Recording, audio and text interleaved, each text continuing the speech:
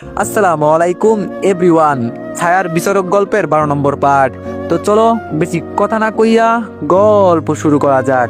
তারপর আমি সিক্রেট রুমে গিয়ে বললাম, রাফি হাসপাতালের ম্যাপটা দে। রাফি বলল, এই নে। তারপর হাসপাতালের ম্যাপটা নিয়ে সবাইকে বললাম, দেখো আমরা যেহেতু সোজা হাসপাতালে যেতে পারবো না, সেহেতু আমাদের আশেপাশের বিল্ডিং থেকে তাদের মার্ক করতে হবে। রাফি বলল, কিন্তু স্যার এমনটা করলে সবকিছু তো জানাজানি হতে পারে।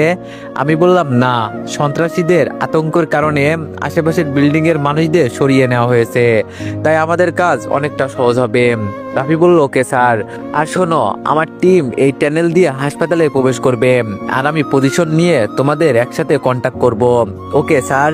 তারপর আরো কিছুক্ষণ বোঝাতে লাগলাম কে কোথায় থাকবে না থাকবে, কোন গ্রুপ কোথায় থাকবে, সব বুঝিয়ে সবাইকে বললাম আমরা ওখানে যাব, বাট কেউ যাতে বুঝতে না পারে, এবং কি আমাদের সিনিয়ররাও না। তোমরা তৈরি দেশের জন্য লড়াই করতে? জি স্যার। আমি বললাম, সবাই সবার আন্ডারে কাজ করা ফোর্সদের প্ল্যান 5 মিনিটের মধ্যে বুঝিয়ে দাও। এটা বলে আমি আর রাফি সিক্রেট রুম থেকে বের হয়ে গেলাম। এর বাইরে যত ফোর্স দাঁড়িয়ে ছিল তাদের ভিতরে পাঠিয়ে দিলাম।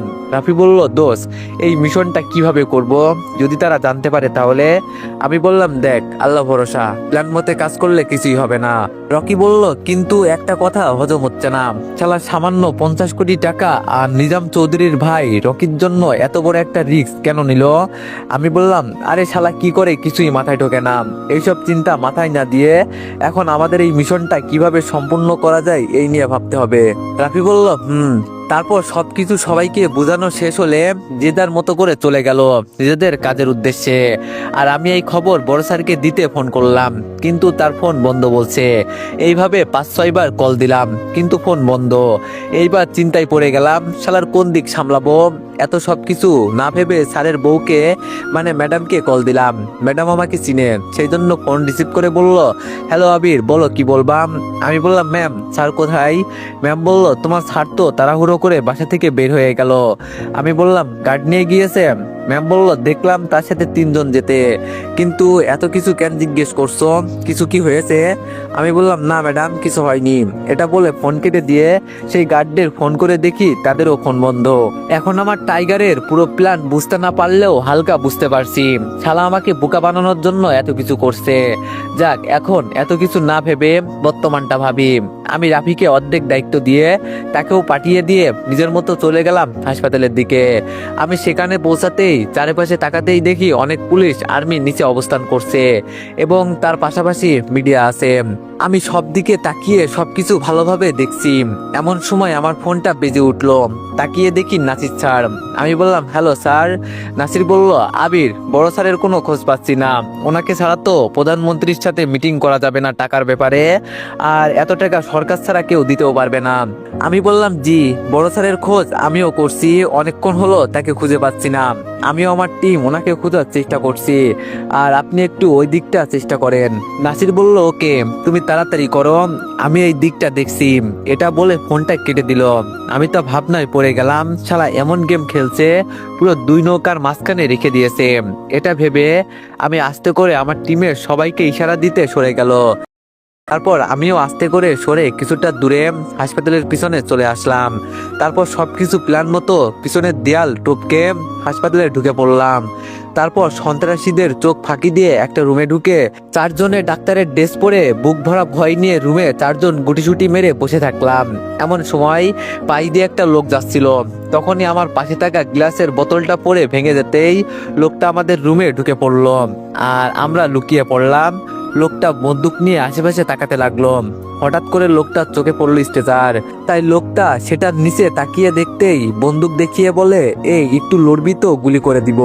আমি বললাম, প্লিজ প্লিজ আমাদের মারবেন না, আমরা তো ডাক্তার, এখানে আপনাদের ভয়ে লুকিয়েছিলাম। লোকটি একটু হেসে বলল, শালার এখানে লুকিয়ে থেকে বেঁচে যাবি ভাবছিস নাকি? আয় আমার সাথে, পালাবার চেষ্টা করবি তো মাথা উড়িয়ে দিব। তারপর আর কোনো উপায় না পেয়ে লোকটার সাথে যেতে লাগলাম। এইদিকে আমার কানের ভিতরে ছোট ব্লুটুথ কলে রাফির সাথে কানেক্টেড থাকায় রাফি বুঝে গেল আমরা ধরা পড়ে গিয়েছি। তখন রাফি বলে উঠল, দোস্ত আমি তোর ক্ষতি হতে দিব না, আমি এক্ষুনি ওদের আক্রমণ করব। তখনই আমি জোরে বলে উঠলাম, প্লিজ প্লিজ কিছু করবেন না প্লিজ। তখনই পিছনে বন্দুক ধরা লোকটা বলে উঠলো, কিরে পাগলের মতো করছিস কেন? আমি বললাম, ভাই অনেক ভয়ে আছি, প্লিজ কিছু করবেন না, তাহলে অনেক ক্ষতি হবে। এটা আস্তে করে বললাম যাতে রাফি বুঝতে পারে, আর আমার ইশারা রাফি বুঝতে পেরে গেল। এইদিকে আমাদের লিফটে করে 6 তলাতে নিয়ে গেল। সেখানে ডাক্তার প্লাস রোগীদের একসাথে রাখা একটা রুমে আমাদের 4 জনকে ঢুকিয়ে বাইরে থেকে দরজা বন্ধ করে দিল। আর ওখানে থাকা একজন লোক আমাদের দিকে বন্দুক ধরে বলল, ওই ডাক্তার চুপচাপ ওইখানে বসে পড়, আর বেশি চালাকি করবি তো জানটা দেহেতে থাকবে না। তারপর আমরা লোকটার কথা মতো একটা জায়গায় বসে পড়লাম। স্যার এখন কি করব? আমরা তো ধরা পড়ে গেলাম। আমি বললাম, চুপ থাকো, আর কি হতে থাকে ওটা দেখো। তারপর আমি দেখতে পেলাম ওখানে একটা টেবিলের উপর একটা ছেলে কাকে জানি এখানকার আপডেট জানাচ্ছে, আর 2 জন চারপাশে নজর রাখছে। তখন আমি এটা দেখে কান্নার ভাব নিয়ে হাঁটুর উপর মাথা দিয়ে রাফিকে বলতে লাগলাম, রাফি আমি একদম ঠিক আছি, আমি লিফটে আসাতে তেমন গার্ড দেখতে পাইনি। তুই একটা কাজ কর, মাসির ড্রোনটা ছেড়ে সবার পজিশন দেখ। রাফি বলল, দোস্ত আমি সবকিছু দেখে নিয়েছি, এখন শুধু তোর চিন্তা হচ্ছে। আমি বললাম, আমারটা বাদ দে, এখানে থাকা মানুষদের চিন্তা কর। এখন বল কয়জন আছে এখানে? আমার রুমে 5 জন আছে, বাকি কয়জন? রাফি বলল, দোস্ত চিন্তায় পড়েছি, এখানে প্রায় 20 জনের মতো চামচা আছে, তোরগুলো সহ 25 জন, যারা সবখানে ছড়িয়ে আছে। কিন্তু একটা সমস্যা আছে ভাই। আমি বললাম, কি সমস্যা? রাফি বলল, তাদের হাতে অনেক ভালো মানের অস্ত্র আছে, আর যদি টের পাই তাহলে সবার জীবনের ঝুঁকি হবে, সাথে তোরও। আমি বললাম, ওইসব চিন্তা বাদ দে, সবাইকে বল যে যার পজিশন থেকে একসাথে স্নাইপার তাদের দিকে টার্গেট করতে। রাফি বলল, ওকে বলা হয়েছে। 5 মিনিট পর সবাইকে একসাথে কলে কানেক্ট করে বললাম, সবাই যার যার টার্গেট ধরে রেখেছো? জি স্যার। আমি বললাম, ওকে, যখনই শুট করতে বলবো একসাথে শুট করবা, ওকে, কিন্তু আমার সাথে থাকা ছেলেটাকে ছাড়া। সবাই বলল, ওকে স্যার। তারপর কয়েক মিনিট পর আমি সন্ত্রাসীদের পজিশন দেখে সবাইকে বললাম, সবাই রেডি? সবাই বলল, জি স্যার। আমি বললাম, একসাথে সবাই 1 2 3 অ্যান্ড শুট। আমি শুট বলার সাথে সাথে সেখানে থাকা সন্ত্রাসীর একজন ছাড়া আর বাকিরা লুটিয়ে পড়লো, রক্তে পুরো ফ্লোর লাল হয়ে গেল। আর এইসব দেখে সেখানে থাকা মানুষগুলো জোরে চিৎকার দিতেই সামনের লোকটা যখনই গুলি হাতে নিয়ে মারতে যাবে, তখনই আমি দাঁড়িয়ে আমার পিস্তলটা বের করে লোকটার হাতে গুলি করে দিলাম। আর সাথে সাথে আমার টিমের লোকেরা গিয়ে লোকটাকে ধরে কয়েকটা থাপ্পড় দিয়ে একটা চেয়ারের সাথে বেঁধে ফেললো। আর এটা দেখে লোকগুলো আরো ভয় পেয়ে চিৎকার করতে লাগলো। তখন আমি বললাম, সবাই চুপ করেন, ভয় পাওয়ার কিছুই নেই, আমরা পুলিশের লোক, সো সবাই চুপ করেন। আর ডাক্তাররা, আপনারা নির্ভয়ে আপনাদের রোগীদের সেবা দিন। এইদিকে লোকটা বলে উঠলো, তোরা কি ভাবছিস আমাকে ও এখানে থাকা আমার লোকদের মারলে তোরা বেঁচে যাবি? হাহা, এটা তাহলে ভুল। এই হাসপাতালের প্রায় আমরা ছাড়া 20 জন আছে, তাদের হাত থেকে কিভাবে বাঁচবি? আমি বললাম, তোর এটা নিয়ে চিন্তা করতে হবে না, এখানে শুধু তুই ছাড়া বাকিরা আকাশে। সো নিজে বাঁচতে চাইলে সুন্দর করে বলে দে তোদের উদ্দেশ্য কি। স্যার বিশ্বাস করেন আমি কিছু জানি না, আমাকে নিজাম চৌধুরী শুধু আদেশ দিয়েছে এই হাসপাতাল হাইজ্যাক করতে, আর আমি করছি, ব্যাস এতটুকু, আর কিছু জানি না।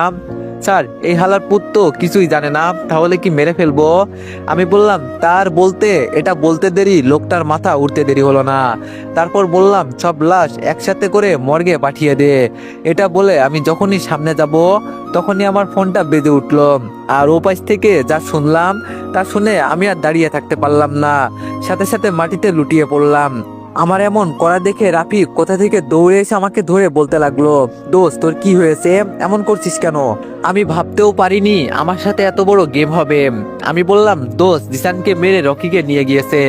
ভাই রাফি কথা বলার সময় নাই, তুই এই দিকটা দেখ, আমি আসতেছি। এটা বলে আমি দৌড় দিলাম।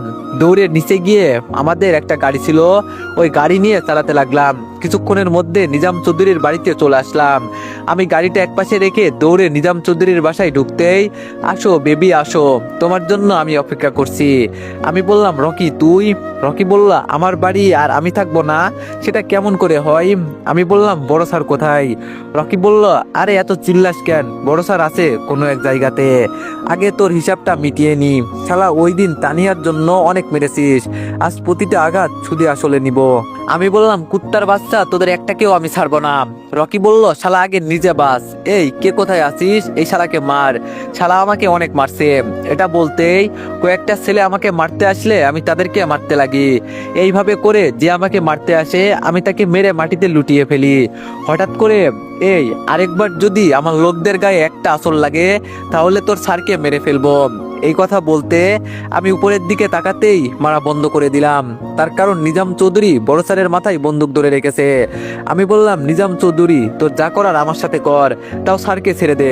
নিজাম চৌধুরী বলল, কেন রে, দোষ তো করতে দুইজন একসাথে করছিস, তাহলে শাস্তি তোকে কেন দিব, শাস্তি দুইজনেই পাবি। স্যার বলল, আবির আমার যা হয়ে যাক তুমি পিছটান হবা না, শালাদের মারো, এরা এক একটা জানোয়ার। নিজাম চৌধুরী বলল, কি বলছিস, ওর মতো পুচকে আমাকে মারবে, এই শালাকে আদর করতো দেখি। এটা বলে কয়েকজন ছেলে মিলে আমাকে মারতে লাগলো। নিজাম আর রকি চেয়ারে বসে হাসতে লাগলো। আমি মার খেতে খেতে দেখতে পেলাম স্যারকে যেই দুইজন বন্দুক ধরে আছে তারাও হাসতেছে। এইদিকে আমাকে মেরে নাক মুখ দিয়ে রক্ত বের করে দিয়েছে। তখন নিজাম চৌধুরী বলে উঠলো, এই থাম। সাথে সাথে ছেলেগুলো আমাকে মারা থামিয়ে দিল। নিজাম চৌধুরী বলল, শালা আমি কখনো ভাবতে পারিনি তুই হবি সিক্রেট অফিসার আবির। হালা তোর জন্য আমার শত শত কোটি টাকা লস হয়ে গিয়েছে, শুধু তোর আর তোর স্যারের জন্য। আজকে তোর জন্য 50 কোটি গেল। রকি বলল, বাবা এর জন্য আমি আমার ভালোবাসা পাইনি, এবং যে আমাকে মেরে হাসপাতালে পাঠিয়েছে সে আর কেউ না, এই আবির। আর আমার ভালোবাসাকে বিয়ে করে নিয়েছে। তাদের বাপ ছেলের কথা শুনে আমি আমার মুখ থেকে রক্ত মুছে বলতে লাগলাম, যত মারার মেরে নে নিজাম, পারলে আমাকে এই মুহূর্তে শেষ করে দে, এতে যদি তোর জান বেঁচে যায়। আর যদি কোনো মতে আমি বাঁচতে পারি তাহলে তোরা এই জায়গায় মারা পড়বি। এই কথা বলতে নিজামের লোকগুলো আমার মাথায় বন্দুক ধরে বলল, বস একটা অর্ডার দেন, শুধু দেখবেন এই শালার মাথায় বুলেট ছাড়া কিছুই পাবেন না। নিজাম বলল, আরে আরে এইটা কি করছিস, শালা মার খেয়ে পাগল হয়ে গিয়েছে তাই হাসতেছে, তাছাড়া শালাকে মারতে কি গুলি লাগে, দেখছিস না তোদের মার খেয়ে কি অবস্থা, আর দুটো খেলে আকাশে চলে যাবে। রকি বলল, বাবা এই শালা তো মরে যাবে, কিন্তু এই শালার হট বউটার কি হবে, তাই যদি এই শালা মারা যাওয়ার পরে ওই হট মালটারে যদি পাই তাহলে ভালো হয়। এইদিকে আমার রকির কথা শুনে প্রচুর রাগ উঠতে লাগলো, কিন্তু রাগটা দমিয়ে নিলাম। রকি বলল, আরে তোরা কি আব্বুর কথা শুনিসনি, বন্দুক নামা, এই মালটারে মারতে হাত যথেষ্ট। রকির এই কথা শুনে আমি মুচকে একটা হাসি দিলাম, যেটার মানে শুধু আমি জানি। এইদিকে রকির কথা শুনে তার চামচারা যখন একে একে বন্দুকগুলো তাদের কোমরে গুজতে লাগলো, তখন আমি তাদের কিছু বুঝতে না দিয়ে বসা থেকে উঠে দুজনের কোমর থেকে বন্দুক বের করে প্রথমে স্যারের মাথায় বন্দুক ধরা লোক দুইটার মাথা উড়িয়ে দিলাম। তারপর আমার সামনে থাকা মালগুলোরে শুইয়ে দিলাম। মুহূর্তের মধ্যে এত কিছু ঘটে গেল তা বিশ্বাস করার মতো না। এখন শুধু মাটিতে শুয়ে আছে লাশ আর মেঝেতে লেগে আছে রক্ত। নিজাম চৌধুরী আর রকি তো একভাবে হাওয়ে আমার দিকে তাকিয়ে আছে। তারা হয়তো ভাবছে এই কার সাথে আমরা টক্কর নিলাম। আমি আস্তে করে নিজাম চৌধুরীর কলার ধরে তাকে টেনে বাবা বেটাকে একসাথে নিচে বসালাম।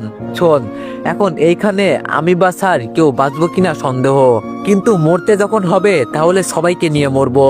আচ্ছা টাইগার, না না বিড়ালের চামচাম, এখন কি আমার স্যার এখান থেকে যেতে পারে? আমার কথা শুনে নিজাম চৌধুরী ভয়ে ভয়ে বলতে লাগলো, আরে কেন নয়, নিশ্চয়ই যেতে পারবে। আমি বললাম, স্যার আপনি সোজা এখান থেকে বের হয়ে চলে যান, আন্টি অনেক চিন্তা করছে, বুঝতে পারছেন উনি একা, আর হ্যাঁ কাউকে কিছু বলবেন না। সেনাপ্রধান বলল, কিন্তু তুমি? আমি বললাম, আমার চিন্তা বাদ দেন, আপনাকে যেটা বলছি ওটা করেন, আর হ্যাঁ কাউকে কিছু বলবেন না। স্যার বলল, ওকে বলবো না। এটা বলে স্যার চলে যেতে লাগলো। তখনই দরজার সামনে দাঁড়িয়ে স্যার আবার নিজাম চৌধুরীর দিকে তাকিয়ে তাকে উদ্দেশ্য করে বলল, শোন নিজাম, আমাকে ধরে এনেছিস ভালো কথা, কিন্তু এই গেমে আবিরকে নিয়ে আসা তোর বা তোদের একদম ঠিক হয়নি। কারণ তোরা তোদের বসকে টাইগার বলে ডাকিস, তাই না? কিন্তু আসলে তোদের সামনে যে দাঁড়িয়ে আছে সে হলো রক্ত খাওয়া বাঘ, যে নীরবতা পালন করবে, কিন্তু একবার রক্তের নেশা উঠলে লাশের তাণ্ডব চালাবে। তোমাদের জন্য শুভকামনা। এটা বলে স্যার চলে গেল। নিজাম বলল, ভাই আমার আবির, আমার ভাইকে ছেড়ে দেন। আমি বললাম, ওয়েট ওয়েট, ছাড়বো, তোর সময় হলে ছাড়বো, তার আগে একটা কাজ করিনি, কেমন? রকি শালা কি যেন বললি, আমার বউকে কি করবি? এটা বলে রকির হাতটা ধরে তার হাতে গুলি করে দিলাম। এতে রকি জোরে চিৎকার দিতে লাগলো আর কান্না করে বলছে, ভাই আমার ভুল হয়ে গিয়েছে। ভাইয়ের এমন করুণ অবস্থা দেখে নিজাম চৌধুরী কান্নামুখ হয়ে ভাইকে ধরতে যাবে, তখন আমি বলে উঠলাম, নিজাম তোর ভাইয়ের গায়ে যদি হাত তোর পড়ে তাহলে পরের বার ওর হাতে না তোর হাতে চলবে গুলি। আমার এমন কথা শুনে গুটিসুটি মেরে নিজাম বলল, আবির ভাই আমার ছোট ভাই একটু ভুল করে ফেলেছে, ক্ষমা করে দাও, এমন ভুল আর করবে না। আমি বললাম, তুই চুপ থাক শালা, আমি থাকতে আমার বউয়ের সাথে আজে বাজে চিন্তা করিস? তোদেরকে বলছিলাম মারলে ডাইরেক্ট মেরে দে, কিন্তু শালা না মেরে বললি 2-3টা দিলে নাকি মারা যাব। এই মার 2-3টা দেখি, মার দেখি মরি কিনা, মার, আরে মার না শালা। এই বলে চিৎকার দিয়ে উঠলাম। রকি বলল, ভাই ভুল হয়েছে, অমন চিন্তা আর কখনো করব না। আমি বললাম, তুই এই কথা আর কত বলবি? কথাই আছে না, কুকুরের লেজ কখনো সোজা হয় না, তেমনি তোকে ছাড়লে সেই আবার পশু হয়ে যাবি। শালা তোর জন্য কত স্বামী তার বউ আর কত মা বাবা তার আদরের মেয়ে হারিয়েছে, হিসাব দিতে পারবি? এইবার আমার কথা শুনে নিজাম একটু সাহস নিয়ে বলতে লাগলো, দেখ আবির, অনেকক্ষণ তোর অত্যাচার সহ্য করছি, আর না, এখনো সময় আছে, আমাদের ছেড়ে দে না হলে। তাই নিজাম চৌধুরী আর কিছু বলতে পারলো না, তার আগেই সে পাশে তাকিয়ে নিস্তব্ধ হয়ে গেল। সে যেন অন্য জগতে চলে গেছে। সে ভাবতে পারছে না সে তার চোখের সামনে তার ভাইকে মেরে ফেলছে। কারণ নিজাম চৌধুরী যখনই আবিরকে কিছু বলতে যাবে তখনই গুলির শব্দ শুনতে পায় আর পাশে তাকিয়ে দেখে তার ভাই রক্তাক্ত। নিজাম চৌধুরী বলল, কুত্তার বাচ্চা, তোকে আমি ছাড়বো না, তুই আমার ভাইকে আমার সামনে মেরে দিলি। এটা বলে আমার কলার ধরে বলল। আমি একটা হাসি দিয়ে নিজামকে আমার থেকে ছাড়িয়ে একটা ঘুষি দিয়ে বললাম, চুপ কুত্তার বাচ্চা, গরম কার সাথে দেখাস, একদম পা দিয়ে পিষে দিব। শালা তোদের মতো পশুদের মেরে এই দুনিয়া থেকে সরিয়ে দেওয়াই উচিত, কারণ তোদের জন্য অনেক ছেলের স্বপ্ন ভেঙেছে, অনেক মেয়ের গিয়েছে নিজের অতি মূল্যবান ইজ্জত, তোরা নিয়েছিস শত শত সাধারণ মানুষের জীবন। আচ্ছা এটা বল, কমিশনারকে কেন মারলি? নিজামের দিকে বন্দুক ধরে বললাম। নিজাম বলল, আমরা কমিশনারকে মারতে চাইনি। আমি বললাম, তাহলে? মারতে চেয়েছিলাম তোর ভাইকে। তোর ভাই যখন গান পয়েন্টে ছিল তখনই বসে গেল আর গুলিটা গিয়ে কমিশনারের মাথায় লাগলো। এই কথা শুনে আমি রাগ কন্ট্রোল করতে না পেরে নিজামের পায়ে গুলি করতে সে গলাকাটা মুরগির মতো ঝটপটিয়ে চিৎকার দিল। আমি বললাম, চুপ, তোর এই অমানুষের চিৎকার কেউ শুনবে না। শালা আমার ভাই তোদের কি ক্ষতি করছিল তাকে যে মারতে গিয়েছিলি? নিজাম বলল, তোর ভাই তারেক রহমানকে মেরেছে, তাই প্রতিশোধ নিতে মারতে গিয়েছিলাম। আমি বললাম, মাদারবোর্ড, তোরা যে এত সাধারণ মানুষের জীবন শেষ করিস, তাহলে তোদের থেকে কেউ প্রতিশোধ নিলে এমন করিস কেন? নিজাম বলল, আবির ভুল হয়ে গিয়েছে, প্লিজ আমাকে ছেড়ে দে, তাছাড়া সবকিছু ওই টাইগারের আদেশ মতো হতো, আমি এমন কাজ আর করব না, প্লিজ ছেড়ে দে। আমি বললাম, তোদের ছাড়লে আবারও অমন করবি, তাই তার থেকে ভালো উপরে চলে যা, সেখানে সারা জীবন হাতেরির বাড়ি খাবি। এই বলে আমি নিজাম চৌধুরীর মাথায় বন্দুক ধরলাম আর নিজাম চৌধুরী চোখ বন্ধ করে ফেলল আর আমি একটা মুচকি হাসি দিয়ে টিগার চাপ দিতে যাব, এমন সময় গুলির আওয়াজ হতে আমি আপ করে ডান হাত দিয়ে বাম হাত ধরে ফেললাম, কারণ আমি গুলি খেয়েছি, কেউ আমাকে গুলি করেছে। আমি নিজের হাত ধরে পিছন ঘুরে তেমনটা অবাক হলাম না, কারণ এটা আমি আরো আগে থেকেই জানতাম কি আমার শত্রু। এইদিকে নিজাম চৌধুরী এখনো চোখ বন্ধ করে আছে। তখন সে মনে মনে ভাবে, কিরে বন্দুকের আওয়াজ হলো কিন্তু আমার কিছু হলো না কেন? এটা বলে নিজাম চৌধুরী চোখ খুলে তাকিয়ে দেখে আমার হাতে রক্ত আর আমি গুলি খেয়েছি। আর সামনের দিকে তাকিয়ে নিজাম চৌধুরী একটা হাসি দিয়ে বলে, বস আপনি এসেছেন? লোকটি বলল, এসেছি, কিন্তু ওই বুড়োটা কোথায়? নিজাম চৌধুরী বলল, বস ওই বুড়োটাকে শালা আমাদের থেকে বাঁচিয়ে নিয়ে গেছে। লোকটি বলল, শালা তোরা কোনো কাজের না, আমার আসতে একটু দেরি হয়েছে বলে সব প্ল্যান উল্টিয়ে দিলি। নিজাম বলল, কি করব স্যার, এই হালার পুত একটা জিনিস মুহূর্তের মধ্যে সব উল্টিয়ে দিল। নিজাম চৌধুরীর কথা শুনে লোকটা আমার দিকে তাকিয়ে বলল, চাইলে তোকে আমি পিছন থেকে মারতে পারতাম, কিন্তু এটা করিনি, কারণ তোর সাথে অনেক হিসাব আছে, আর তাছাড়া তোকে মেরে দিলে ওই প্রধানকে মারতে আমার 2 মিনিট লাগবে না। আমি বললাম, তোদের মতো বিশ্বাসঘাতকের জন্য আজ আমাদের শেষ হওয়ার পথে। কেন করতেছিস এসব? তুই তো এই দেশের সেবক, অনেকে তোকে নিজের আইডল মনে করে। মিস্টার মেজর, না না, শুধু নাসির, আমি দেশের সেবক, ওটা কিন্তু আমার নিজের স্বার্থের জন্য। তা অবাক হলি নাকি আমাকে দেখে? আমি বললাম, আমার ভাই দেশের সৈনিক, আমরা এই সামান্য কিছু দেখে অবাক হলে বড় কিছু দেখলে অজ্ঞান হব, তাই ইটস নর্মাল ব্রো। নাসির বলল, তা বড় কিছু শুনবি? আমি বললাম, বল। নাসির বলল, এই যে পুরো দেশে টাইগার নামক আতঙ্ক ছড়িয়েছে, যার নাম শুনলে সবাই ভয়ে কাঁপে, সেই টাইগার হলাম আমি, এই মিস্টার নাসির। আমি একটু হেসে বললাম, এইটা তো আমি আরো আগে থেকেই সন্দেহ করছিলাম তোর মধ্যে কিছু গরমিল আছে। নাসির বলল, কিভাবে? আমি বললাম, ওটা তো অনেক সোজা, শালা তোর উপর আক্রমণ চললো, অথচ গার্ডদের ফোন করে না এনে উল্টো চলে গেলি, যাতে তোর মাল ওই দিক দিয়ে চলে যেতে পারে। আর এটা একবার না অনেকবার হয়েছে, কিন্তু প্রমাণ না পাওয়ার কারণে কিছু করতে পারিনি। আমি জানতাম তুই হয়তো তাদের চামচা হবি, কিন্তু তুই যে সেই লুকিয়ে থাকা টাইগার না বিড়াল, সেটা জানতাম না। আমার কথা শুনে নাসির তো রেগে গেল, কিন্তু তার থেকে বেশি রাগলো নিজাম চৌধুরী। সে রেগে আমাকে একটা লাথি দিয়ে বলে, শালা তোর এত বড় সাহস, আমার সামনে আমার বসকে বিড়াল বলে অপমান করিস, তোকে তো আমি ছাড়বো না। তখন আমি লাথিকে একটু দূরে গিয়ে বললাম, বুঝলি নাসির, এই শালা হলো তোর খাঁটি পাঁচাটা চামচা। একটু আগে আমার কাছে কত আকুতি মিনতি করলো বাঁচার জন্য, আর এখন শালার পাকনা গজিয়েছে। নিজাম বলল, ওই কুত্তা, তুই আমাকে মারবি না? মার শালা, এবার আমাকে মার, তোকে তো আমি মেরে কুকুরকে খাওয়াবো। আমাকে এত অপমান, আমার বসকে এত অপমান, আর আমার ভাইকে আমার সামনে মারছিস, তাই না? এটা বলে নিজাম চৌধুরী আমাকে মারতে লাগলো।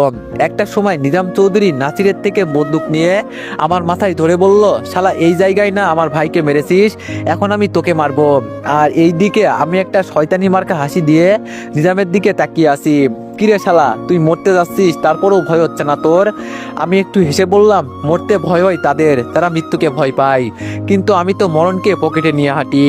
শালা তোকে তো আমি এটা বলে যেই না আমাকে গুলি করতে যাবে, তখন নাসির নিজাম চৌধুরীকে বলে, আহা কি করতেছিস নিজাম, এই শালাকে তো এত সহজে মারতে পারি না, এই শালার জন্য অনেক লস, অনেক কষ্ট, এবং কি আমার অনেক কান্না করতে হয়েছে।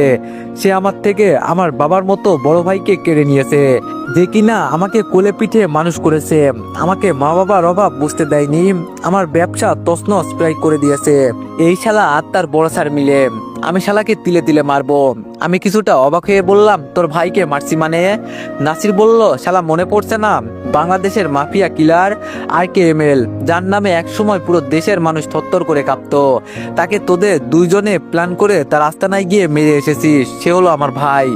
আমি বললাম, এটা মানলাম, কিন্তু শালা দেশের সিস্টেম এত খারাপ যে একটা জঙ্গির ভাইকে দেয় সরকারি চাকরি, তাও নাকি সেনাবাহিনীর মেজর। ওয়াক থু, এই সিস্টেমের উপর আমি থুতু মারি। নাসির একটু হেসে বলল, এটাই হলো পাওয়ার অফ মাফিয়াদের পাওয়ার। আমি বললাম, তাই তো বলি, দেশে এত প্রশাসন থাকার পরেও অতি সহজে অপরাধ হয় কেমনে? কিন্তু আফসোস, অতি চালাকের এবং প্রতিশোধের নেশায় আমাকে মারতে এসে ধরা পড়লি। নাসির বলল, না ভাই, ধরা তো পড়িনি, এটা তো আমাদের প্ল্যান ছিল, তোকে পাগলের মতো ব্যস্ত রেখে তোর স্যারকে ধরে নিয়ে আসবো, কারণ তুই শালা ওই বুইরাকে সিকিউরিটি দিস, তাই পারিনি, তার জন্য এই প্ল্যান। কিন্তু আমার সেই প্ল্যান ভালো মতো হতে দিসনি, তুই ঠিকই তোর স্যারকে বাঁচিয়ে নিলি, যদিও তোকে মারার পর ওকে মারতে বেশি সময় লাগবে না। তারপর মাফিয়া সাম্রাজ্য আমার হাতে, সাথে এই দেশের অর্ধেক সিস্টেম। আমি বললাম, আগে আমাকে মেরে দেখা। নাসির একটু হেসে বলল, তুই ভাবিস না তোর এক ইশারায় সবকিছু উল্টাপাল্টা হয়ে যাবে, কারণ তোর পরিচয় জানার পর তোকে আমি চাকরি থেকে বের করে দিয়েছি, আর এখন তোকে বাঁচাতে বা তোর কথা কোনো নর্মাল অফিসার তো দূরে থাক, সিক্রেট অফিসাররাও শুনবে না। আমি একটু হেসে বললাম, তুই কি মনে করছিস তোকে মারতে আমার পুরো আর্মি ফোর্স লাগবে? আরে তোকে মারতে তো আমি একাই যথেষ্ট। নিজাম চৌধুরী বলল, বস শালাকে সুযোগ দিবেন না, মেরে দিন। নাসির বলল, তুই চুপচাপ বসে থাক। আর হ্যাঁ, তুই কি যেন বললি, আমাকে তুই একা মারবি? আয় মার, তুই যদি আমাকে মারতে পারিস তাহলে এই যে আমার চামচারা তোকে নিজের বস মানবে। আমি বললাম, ও মা তাই নাকি, তাহলে হয়ে যাক দুই দুই হাত। নাসির বলল, হয়ে যাক। এই কেউ আমাদের দুইজনের মাঝে আসবি না। এটা বলে দুইজন একে অপরকে মারতে শুরু করলাম, দুইজনের সমান তালে একে অপরকে মারছি। এক পর্যায়ে নাসির আমার সাথে পেরে উঠলো না, আমি একের পর এক লাথি দিয়ে নাসিরের নাক মুখ দিয়ে রক্ত বের করে দিচ্ছি। দুনিয়ার সব রাগ এই নাসিরের উপর ঝাড়ছি, যার কারণ সে আমার পরিবারের ক্ষতি করতে চেয়েছে এবং করে দিয়েছে কমিশনার স্যারকে মেরে দিয়ে। এইসব মনে করছি আর দাঁত মুখ শক্ত করে তাকে মারছি। মারতে মারতে প্রায় অজ্ঞান হওয়ার অবস্থা এসে গিয়েছে, তারপরও মারছি। হঠাৎ করে কেউ আমার মাথার পিছনে শক্ত কিছু দিয়ে আঘাত করতেই আমি মাটিতে লুটিয়ে পড়লাম। চোখে তেমন ভালোভাবে কিছু দেখা যাচ্ছে না, সবকিছু আবছা দেখছি, মনে হয় এক্ষুনি অজ্ঞান হয়ে যাব। হয়তো এটা সুযোগ নিয়ে তারা আমাকে মেরে ফেলবে, হয়তো আর এই ঘুম থেকে উঠবো না, মা বাবা ভাই তানিয়াকেও দেখতে পারলাম না, আর হয়তো দেখা হবে না। এইসব ভাবতেই চোখ দিয়ে পানি চলে আসলো। তো এভরিওয়ান, নেক্সট পার্টের জন্য সবাই 500+ কমেন্ট করে দিও, আর সবাই একটু বেশি বেশি লাইক করে দিও। ধন্যবাদ।